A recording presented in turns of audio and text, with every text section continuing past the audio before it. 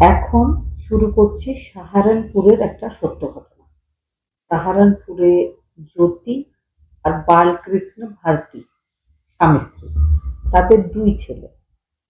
ছোট ছেলে আংশুমান, বড়টা অনুরাগ। আংশুমান বয়স 14 বছর।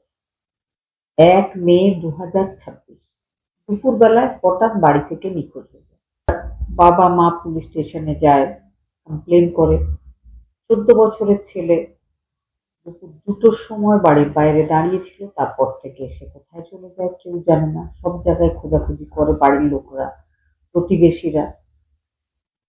পুলিশ প্রায় 100খানা সিসিটিভি ফুটেজ বিভিন্ন এরিয়ার চেক করার পর দেখে যে একটা 2:04 এক ভদ্রমহিলা ডিপ পিঙ্ক কালারের সালোয়ার কামিজ পরে স্কুটি চালাচ্ছে। পেছনে বসে আছে 14 বছর বয়সী আংশুমান।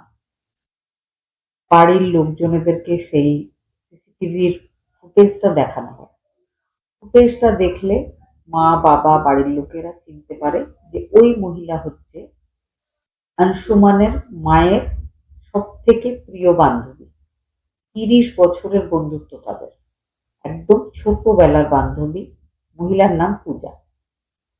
পূজাকে পুলিশ ডেকে জিজ্ঞাসাবাদ করছিল। পূজা প্রথম দিকে এমন ভাবে কথা বলছিল যে সে তো কিছুই জানে না বাচ্চাটার ব্যাপারে। পরবর্তীকালে সে মেনে নেয় যে বাচ্চাটার সাথে তার দেখা হয়েছিল, সে স্কুটিতে নিয়ে তাকে একটু ঘুরিয়েছিল। সে আগেও অনেকবার এই ধরনের কাজ করেছে। ছেলেটা তারপরে কোথায় গেছে সে জানে না। এবার আংশুমানের বাড়ির লোকজন তারা কিন্তু বলে যে পূজা আর আংশুমানের মা জ্যোতি দুজনের বন্ধুত্ব ছোটবেলা। তবে 1.5 বছর আগে থেকে তাদের দুই ফ্যামিলির মধ্যে একটা দূরত্ব তৈরি হয়েছে। তার আগে কিন্তু দুটো ফ্যামিলি একদম নিজের মতোই ছিল।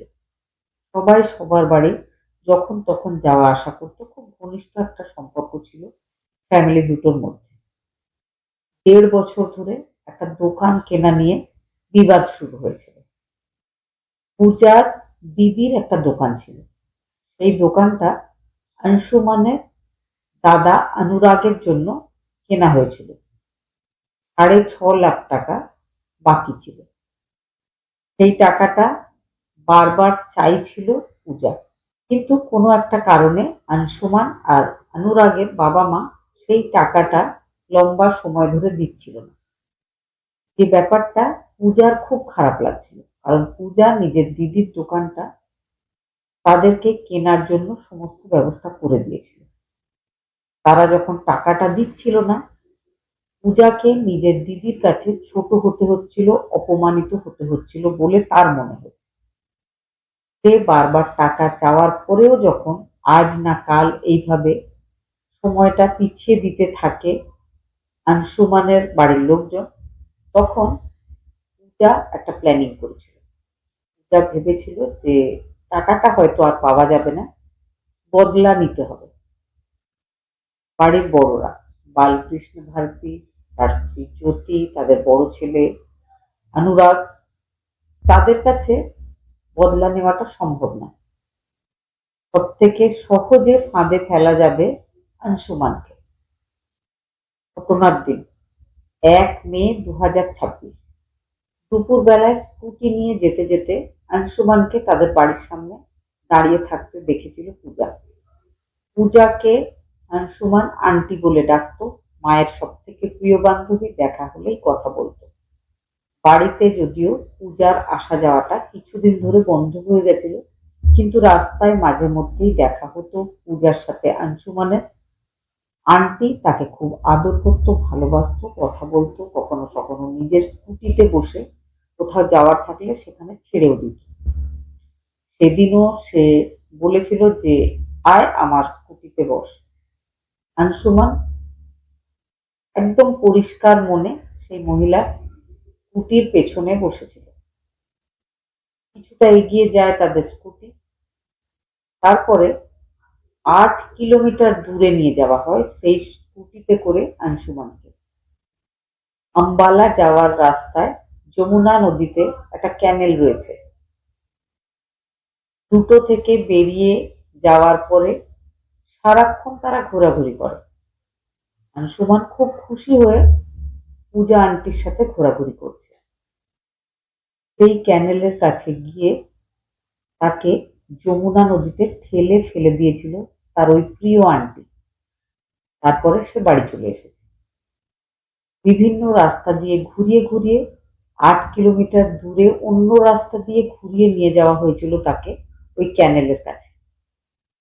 তবে সিসিটিভি ফুটেজ চেক করার পর তাকে পুলিশ অ্যারেস্ট করেছিল।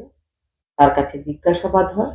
সে বলেছিল ওই 6.5 লাখ টাকার জন্য নিজের মান সম্মানটা নষ্ট হচ্ছিল, সেই জন্য সে এই কাজ করেছে। নিজের বন্ধুর কাছে বদলা নেওয়ার জন্য, বন্ধুর ছেলেকে সহজ বলে মনে হয়েছিল, তাই সে সেটাই করেছে। এখন সে পুলিশ কাস্টাডিতে রয়েছে, তার জিজ্ঞাসাবাদ চলছে। বাড়ির লোকজন, আনসুমানের মা, বাবা, আনসুমানের দাদা ভীষণ রেগে আছে। আনসুমানের দাদা বলেছে তারও কিন্তু বদলা চাই। মায়ের বন্ধু মায়ের মতো স্নেহ করবে, এটাই স্বাভাবিক। তবে এই ধরনের যে ঘটনাগুলো, মন খারাপ তো হয়েই যায় এগুলো শুনলে। সেই সঙ্গে বিশ্বাস, সব সম্পর্ক থেকে যেন বিশ্বাসগুলো হারিয়ে ফেলে মানুষ। ঘটনাটা শোনার পরে কি মনে হয়েছে অবশ্যই কমেন্ট